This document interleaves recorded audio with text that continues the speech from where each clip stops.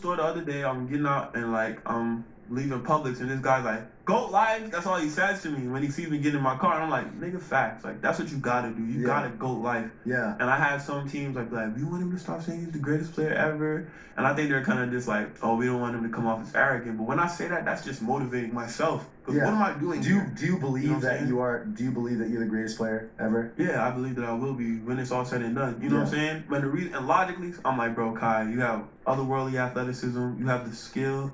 You can go left. You can go right. You can pull up in the mid range. You can shoot the three off the dribble. I think the biggest step for you is intelligently learning how to win basketball games. Yeah. And that comes with making one shot at a time and locking in on the defensive coverages and winning the game on both ends. And keeping track of the score at the same time and understanding the chemistry of your teammates while obeying the coaches and getting the coverages right. You know what I'm saying? So that's a realistic way that I approach it. And will it take time? Yes, bro. It took years for Kobe to get it. It took years for LeBron to get it. But I say that now to keep myself motivated. So if I have to buck somebody one-on-one, I'm ready for whoever in the head, because I'm like, greatest come out 100, right? Like that's the way you're supposed to think. Like, and I've been thinking that I was the greatest for a while now. You know what I'm saying? Like you could look in the YouTube video from when after I left Brewster. They said, "What's your goal?" I said, "To be the best basketball player I could possibly be.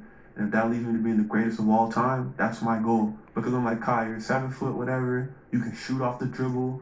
You're crazy athletic. You're crazy quick. And I can do these things since Brewster. And I got faster. I got more mobile. I started jumping higher. Like the athleticism from Brewster not got bouncier. I started shooting it better. So I'm like, bro, if you can just focus and really like lock in and detail every day and write down every day, I am the greatest. I am going to focus on one shot at a time. That every day. Yeah, I journal that every day. I am the greatest. I'm going to detail every shot, one shot at a time. I do that every day. And people don't know that. They're like, "Oh, he's being crazy. He thinks he's the best." Bro, I write down in my journal every day. Even when I wasn't playing, I would write down. Like, bro, in the Charlotte Hornets, I wasn't playing some mornings. I'm up 6 a.m. in the gym. I'm getting 12 minutes a night, but I'm working harder because I'm like, Kai, I'm building a future. I'm setting a foundation. Every shot you shoot tonight, you may not shoot all the different types of shots you need. You understand what I'm saying? We're building your repertoire. That's what I was doing. That's why Kobe spent so many hours in the gym, because he wanted to make sure he could score from every angle. And Kobe used to work on his left hand pull up too.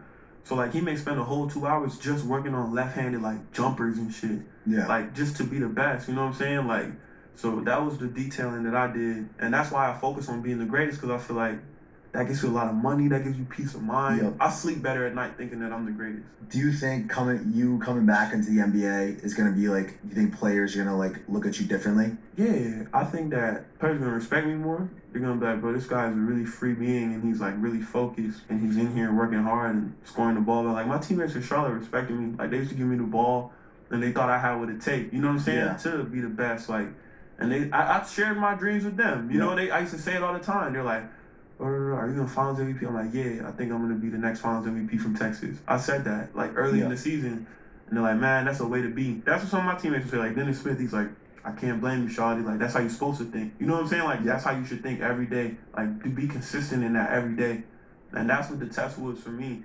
So when they sent me down to the G, I'm down there thinking I'm gonna bounce back from this in Finals MVP. That's how I think, and that would make me play well. I can imagine that like when you come back and like when you play back in Charlotte.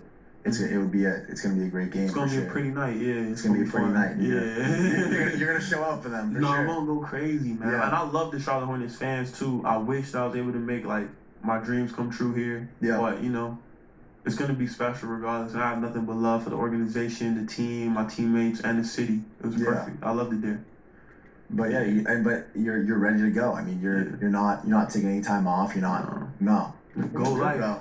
Go life, that's what I was saying. Thank you for watching this episode.